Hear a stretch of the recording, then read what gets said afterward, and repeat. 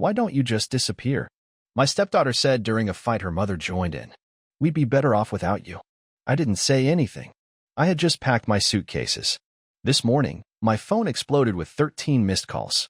Something seemed strange when I strolled into our living room. The house was abnormally silent, but that wasn't all. My gaze swept over the room, attempting to determine what was wrong. Then it struck me. All of our family photos looked different. I took a step closer to the enormous frame above the fireplace, which was from our trip to Yellowstone last year. Before we continue with today's story, if you're enjoying what you've heard so far, please hit that subscribe button. Every new subscriber helps me keep sharing these inspiring tales that touch your day. Thank you for your support. The photo was present, but I wasn't. Every photo of me had been painstakingly erased, creating embarrassing gaps in family memories spanning the previous 3 years. I was standing there, my coffee cup becoming cold, when I heard Stella's upstairs door softly close. My stepdaughter's footsteps stopped at the top of the stairs. She had obviously seen I was awake. After a brief pause, she walked down, phone in hand, purposefully avoiding eye contact as she headed toward the kitchen. "Morning," I said, my tone calm. The hush that followed was thick with intention. 3 years. That was how long I'd been in Stella's life. 3 years of gradually establishing trust in movie nights and math homework assistance, of attempting to be present without going too far. At the age of 16, she began to drift away. I expected ordinary teenage rebellion, but this seemed different. It began last week when I offered to assist her with her chemistry project. She'd been grappling with the subject, and I figured it didn't matter what I thought. Her remark was like a slap. "Stop pretending you care about my grades. You're not my real dad." I'd heard variants of that before, but something about her tone was different, sharp, and intentional. My wife, Delilah, was in the kitchen and must have heard, but she did not say anything. That quiet felt like taking sides. The tension grew over the week. Small things. Dishes left in the sink with pointed looks. The doors closed a little too harshly. Conversations halted when I entered the rooms. Delilah also became distant, avoiding my attempts to clarify what was going on. "She's just being a teenager, Thomas. Don't make it about you." But everything burst last night. Stella was texting during supper, which goes against our customary norms. When I gently reminded her, she threw down her phone. "God, why are you always policing everything I do? Why can't you just leave me alone?" "Stella," I said, "I'm just trying to." "To what?" "Play, Dad. I already have one." She stood up, the chair scratching against the floor. "Why don't you just disappear? Nobody asked you to try so hard. It's pathetic." I looked at Delilah, not sure what I was expecting. Support? Mediation. Instead, she placed her fork down and calmly murmured, "Maybe we'd all be better off if you did." The words hung in the air like smoke. 3 years of memories flew through my mind the day Stella first laughed at one of my dad's jokes. The night she called me in tears after her first boyfriend broke up with her, and Delilah's proud smile when Stella requested me, not her mother, to help her pick out her prom outfit. I stood up slowly, my food half finished. "Okay," I replied simply. "Okay. What?" Stella demanded, but something flickered in her eyes. "Uncertainty, perhaps. If that's how you both feel." "Okay." I strolled upstairs to our bedroom and took out my old duffel bag. I could hear them whispering downstairs, but no one came up while I gathered enough clothes for a few days. I saw that my hands were not shaking. I felt strangely relaxed. Stella had already left, most likely to her room when I arrived. Delilah stood at the kitchen doorway, arms crossed. "So you're just leaving? What's your solution? You said you'd be better off." I responded, looking for my keys and wallet. "I respect that. That's not what I didn't mean." She paused. Pride, wrath, or something else kept her from saying what she wanted to say. I took up my purse. "I'll be at Ryan's. I'll figure out something more permanent soon." I hesitated at the doorway. You know, when Stella said those things before it hurt. But hearing you agree, that broke something, Del. I drove to Ryan's apartment in solitude. He looked at me and immediately set up his guest room. That's the type of friend he is. I turned off my phone and took a sleeping pill from my emergency travel box. This morning I awoke to find sunlight flowing through unfamiliar drapes. When I eventually turned on my phone, it was filled with notifications: 13 missed calls, 8 from Delilah, 3 from Stella, and 2 from Quinn, my sister. 27 text messages. 4 voicemails. I have not listened to them yet. I'm sitting in Ryan's guest room, watching the morning traffic below and thinking about the empty places in our family portraits. Maybe they were always there, but I didn't want to see them. My phone vibrates again. It's Stella. After everything that has transpired, I find myself staring at her name on the screen, wondering what is so necessary right now. But I am not ready. Not yet. Walking away isn't always the hardest part. It's deciding whether to walk back. Update 1. First and foremost, I'd like to thank everyone who left positive comments on my previous post. I did not expect such a large response to answer the most common questions. Yes, I have read the messages. No, I have not responded to any of them yet. And yes, I am still at riots. This morning began like the others. I pretended to focus on work while glancing at my phone, debating if I should break the stillness. Then Ryan dropped a bomb during breakfast. Miles is back in town, he announced, sliding his phone across the table on Facebook. There was a photo of Stella's biological father posted at a local restaurant 2 weeks ago. The same Miles who hasn't paid child support for 3 years. The same Miles who had missed Stella's last 4 birthdays. Suddenly everything made sense. I scrolled through my messages again. Delilah's communication has evolved from angry to very mature. Thomas. Instead of talking away to the concerned, please let us know if you're fine. To something more complicated. Her most recent read. There's something you need to know. It's Stella. Please call. Quinn arrived about lunchtime, ready with coffee. In that no-nonsense expression she gives when she's about to meddle in my affairs. You look like hell, she said, sliding into Ryan's couch. Thanks. Always good to see you too, sis. She did not smile. I ran into Stella at the mall yesterday that caught my interest. How is she? Meeting Miles for coffee. She didn't see me, Quinn said, observing my reaction closely. She looked hopeful.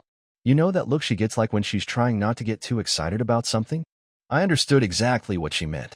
It's the same expression Stella had when she was accepted to the summer camp last year, as if she was terrified to believe something good was happening. Did you know he's been messaging her for months? Quinn asked, promising to make things right this time. My stomach turned. I checked Stella's Instagram, which I rarely do. Her most recent post was a snapshot of her and Miles. Caption: real family time. Her friends' replies were loaded with heart emoticons and none of them were aware of the background. Ryan, who had been quietly listening, eventually piped up. Remember what happened last time he showed up? Stella was 13. I remembered Miles had arrived with huge promises, stayed for 2 weeks, and then vanished again. Stella remained in bed for several days afterward. Delilah and I spent months regaining her trust and assuring her that she was enough, that she deserved more. As if on cue, my phone lit up with a text message from Delilah. He's asking her to move in with him. She's actually considering it. Please, Thomas. I know you're angry with me, but she needs you. I began typing multiple responses. I deleted them all. What could I possibly say? Sorry. You told me to disappear, but now you need me to reappear. The entire event seemed like a terrible joke. Then followed another notification. Stella's latest Instagram post.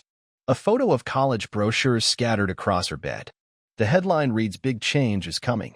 Sometimes you have to choose your real path."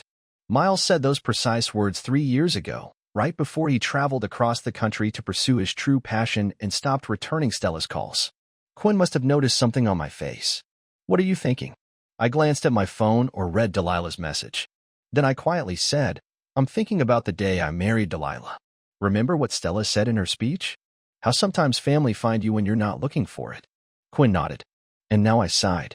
Now she's posting about her real family and her real path while Miles plays the father of the year. He's got her convinced. My phone began to ring, and I came to a stop. Unknown number. Thomas, this is Miss Anderson from Riverside. Hi. I'm Stella's guidance counselor. I know this is unusual, but I need to speak with you about some concerning changes in Stella's academic plans and recent behavior. Would you be able to come in tomorrow morning? I can send it to the meeting. My thoughts racing. Stella had maintained straight A's since freshman year. Anxious to attend a good institution. What might have changed? Quinn and Ryan both looked at me expectantly as I hung up. So Quinn asked, I think it's time to stop being silent. I took up my phone and eventually opened Stella's voicemail. Her voice was low, unlike her normal assurance. I know you probably hate me now, and I get it. I just need to tell you something about why I said those things about Miles. Just please call me back. Something in her voice reminded me of the 13-year-old girl who would check the mailbox every day, hoping for a letter that never arrived. I have a meeting with the guidance counselor tomorrow at 9 o'clock. After that, I believe it is time for some honest conversations because disappearing occasionally allows you to view things more clearly from a distance. The school's number is still shown on my screen. Next to it is a text notification from Miles to our family group chat, which I am still a part of. Great news. Big announcement at dinner tomorrow night. I have a feeling I know what the announcement will be, and I will not let history repeat itself. Update 2. I spent the last hour figuring out how to write this update. The meeting with Miss Anderson showed something I had not expected. And what happened next? Well, let me start at the beginning. I arrived at Riverside High early and observed students rushing to the first period. A couple of Stella's classmates knew me, and their quick glances and murmurs informed me that stories about my absence had already circulated. Miss Anderson did not waste time after I sat down. Stella submitted paperwork to withdraw from her advanced placement classes yesterday. She explained, sliding a form across her desk. She's also dropping out of the French club and student council. When I asked why, she said she was transferring schools next semester. My chest tightened. Stella battled hard to get into these programs. She had been counting on extracurricular activities to help her college applications. There's more, Miss Anderson added. Last week, she asked me to send her transcripts to 3 different schools, all in California. She halted and attentively observed me. The same city where Miles recently purchased property. That's when things started falling into place. I brought out my phone and showed her Miley's huge announcement text. Let me guess. He's opening a new business out there. She nodded. Stella mentioned something about a startup. Said her father needs family investors to get it off the ground. The usual nauseous feeling returned. The same one I received 3 years ago when Miles persuaded Delilah to lend him money for a sure-thing business endeavor. We never saw the money again. I left the school and drove directly to our house. Delilah's automobile was in the driveway. I could see her pacing in the kitchen with a phone to her ear. She saw me and ran to answer the door before I could knock. He asked her for money. She replied promptly. Her college fund. He's been filling her head with promises about this tech startup, saying that if she invests now, she'll make enough to pay for any college she wants. Where is she? Coffee with Miles again? Delilah's voice broke. I tried telling her it was a scam, but she accused me of being jealous that he was finally stepping up. She said at least he believes in her dreams. I sat down at the kitchen counter, the identical location where everything collapsed a week ago. Why didn't you tell me he was back? I tried to handle it myself. She exhaled. I wondered if I could keep them apart. She shook her head. Then you and Stella got into an argument, and she said terrible things, and I just panicked. I sided with her because I was terrified not to. She'd go all in for him before I could react. The front door opened. Stella walked in. She froze when she saw me. She looked different. Makeup is applied carefully. Stella was dressed in an expensive jacket. Miles had most likely purchased for her, but her eyes were crimson. What are you doing here? She asked. However, her voice lacked its typical sharpness. Are you dropping your AP courses? Really? I kept my tone gentle. What happened to Stanford? Plans changed, she murmured, avoiding my gaze. Dad says. Miles says. I said gently. Something flickered on her face. He has connections out there. The startup is guaranteed as if the classic car dealership were guaranteed, or a food truck franchise. I took out my laptop and opened the documents that I had spent the morning gathering. I did some digging. Want to know Miles's current company registration status or his credit report, or about the 3 ongoing cases from his previous guaranteed investment opportunity. Stella's hands trembled as she grabbed the laptop with each click and document. The careful facade cracked a little more when she reached the lawsuit filed by his prior stepdaughter's grandmother to collect college funds. He had borrowed the first-tier float. He said. She swallowed hard. He said he had changed. He wants to make up for lost time. That we could be a true family if she paused and looked up at me at a photo album. He stated I needed to prove I was choosing him, that you were the reason he remained away. You took his place. Oh, sweetie. Delilah approached. But still. Stella stepped back. I knew, she said quietly. I guess I knew, but I desperately wanted to believe. Her phone vibrated. Miles sent another SMS. She stared at it for a long time before shutting it off entirely. I have to go, she murmured, quickly rushing for the stairs. I need to think. We let her leave. Sometimes the most generous thing you can do is provide space. Hours have passed. Delilah and I talked. Truly talked for the first time in weeks regarding worries and blunders about Stella Miles. About us. Around midnight, I was preparing to return to Ryan's when my phone lit up with a text from Stella. I messed up. Everything's messed up. Can we talk? I mean, really talk. Not about Miles or money or anything. Just remember when we used to have ice cream after my dancing classes and you'd let me rant about school drama? Could we do that? I know I don't deserve it, but I'm composing this from my car, which is parked outside our local ice cream shop. It's supposedly closed, but the owner recognizes us. We have been coming here for 3 years. He is staying open late. Just for us. Stella just arrived in her mother's automobile. She's sitting there, probably gathering up the nerve to enter exactly as I am. Sometimes the most difficult conversations begin with the slightest steps. Or in this case, mint chocolate chip ice cream. At midnight. Final update. That night in the ice cream shop altered everything. Stella spoke for hours about Miles's manipulation, her anxieties, and her guilt. But it was something she said in passing that piqued my interest. Miles had asked Jessica to get her friend's parents to invest in his firm as well. Something clicked. I remember the lawsuits. I discovered a pattern of targeting families through their children. The rage I'd been hiding now had a purpose, you know. I explained carefully. What he's doing isn't simply ethically wrong. It is illegal. Stella glanced up from her melting ice cream. What do you mean? I described securities fraud and unlawful investment techniques. Her eyes widened as she took out her phone and showed me the group conversations where Miles was directly soliciting investments from children. That night, after sending Stella off, I made some phone calls. Quinn has a friend in the SEC. Ryan knows someone in the district attorney's office. By the morning, I had a plan. Miles didn't see it coming. He was too preoccupied with his big announcement dinner, where he intended to persuade Stella to hand over her education fund. He had also invited the parents of some of her friends, adding to the list of prospective targets. The dinner was held at an expensive restaurant. Miles was in his element discussing Silicon Valley connections and assured profits. I waited for the appetizers to arrive before rising. Before we continue, I said, there are some people who'd like to join us.